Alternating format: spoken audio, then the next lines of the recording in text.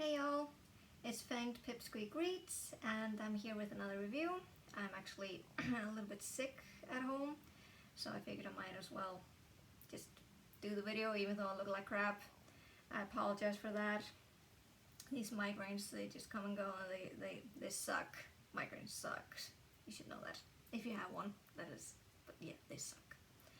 So, I received an advanced reader copy of from Janine Pipes. She has actually made a debut collection of horror short stories. I got like an e-copy, and I don't have my Kindle is like the one, one of the very like the second model of the Kindle, so I can't show you the cover or anything like that, but I have my phone, so that should help a little bit. But I really do like the cover. As you can see here, the name of the horror collection is called Twisted, Tainted Tales, and it is really an homage to the 80s. You can definitely see that on the cover here. It looks like an old VHS tape. And it also has like a nod to Fright Night, which I think, according to Janine, is one of her favorite films, I think. And so what does this horror collection entail? According to the blurb, it says, an abandoned house, a locked desk drawer full of old papers, and an 80s mixtape? Jill is tasked with seeking out any legal documents from the property. What she discovers transport her into a world of nightmares ranging from the macabre to the downright chilling. Jill knows she has to share the stories she's uncovered. In Twisted Tainted Tales, the Splatterpunk Award nominee delivers creature features, supernatural urban legends, cannibalism, and a few other surprises. Mixing flash fiction with short stories, these tales might be tainted and will be twisted. Pretty good blurb. So yeah, I finished reading the collection yesterday, and I enjoyed them. They were a few that were I would definitely fit into the extreme horror, and as well as she's being nominated for Splatterpunk Awards, it definitely fits into Splatterpunks. There were some stories there that were quite raunchy, if I would have to use the the best definition on that. Janine is not afraid to go into the gore, which I really like. I mean, I'm a fan of the gore as well. I love writing about it, and I also love reading about it. And she also is not afraid to go into the things that maybe others might find a little bit uncomfortable. Going like straight to the sex and just describing that in that particular way. There's this one story about this girl, a guy and a girl, they meet in a club, both drunk, decide to go to the girl's house to have sex, and she goes into the descriptions of that, and I was like, okay, raunchy.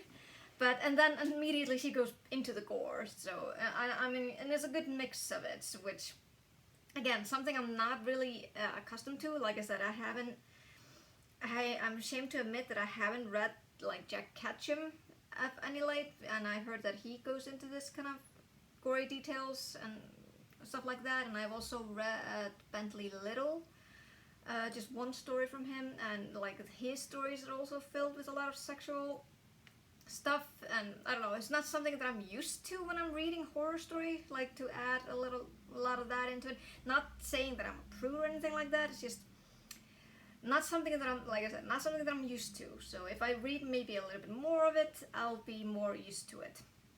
But yeah, but it's not like it wasn't like I was super comfortable reading it, except for that maybe one story when she was about these guys, teenage guys, who went into the woods and basically just found like a hollow tree or something like that, and they would just stick their dicks in it and just whack off. inside the tree, or inside like a hole in the tree. I found that a little bit too much because, you know, they're teenage boys, and I'm like, I don't want to read that a lot, you know. It's like, nah, that's definitely not my territory. It just, that actually I felt a little bit uncomfortable about that. But that, I mean, it might be someone else's yum, but to me that was a little bit my yuck. But I'm not gonna yuck on their yum. The stories, like I said, they were filled with a lot of gore, and I really enjoyed that. But there was one thing that kind of bothered me a little bit, was that at the beginning of each story, we had this person, Jill, who was, you know, who was supposed to have gone to this abandoned house and found these stories, and she's like reading through them, and you kind of, at first you thought that you're supposed to be like in her point of view, but it's not, and she kind of like gives you like an overview of the stories, like this story is about da da da da da. And what I don't know what you're gonna think about it. What do you think when this, and then the story begins. When I'm reading like an anthology or like a horror collection, like a short story horror collection, I really just want to be able to dive right in. Just, you know, not really knowing what the story is about at all, because I want the story itself to be like a surprise to me. And having this character, Jill, kind of tell you what the story is about, it kind of takes it away from this surprise element. And I don't know, I just felt like if she could have maybe put it forth,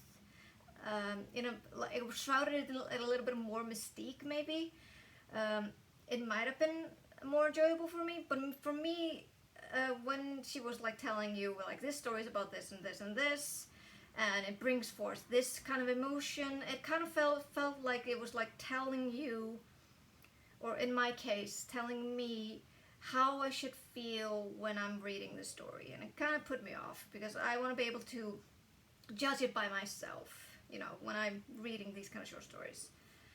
But this is just kind of like a nitpick or like a pet peeve of mine, so it might not bother others, but this is just something that I didn't particularly enjoy. What else? There was one story actually stood out in my opinion out of the 17 stories, and that was, I'm so stickler when it comes to titles. I can't remember titles to save my life.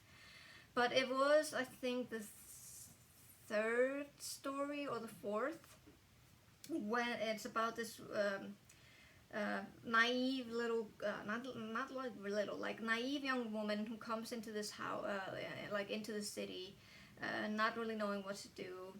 And she meets this guy, and he starts flirting with her. Like, it happens in the in medieval times, sorry.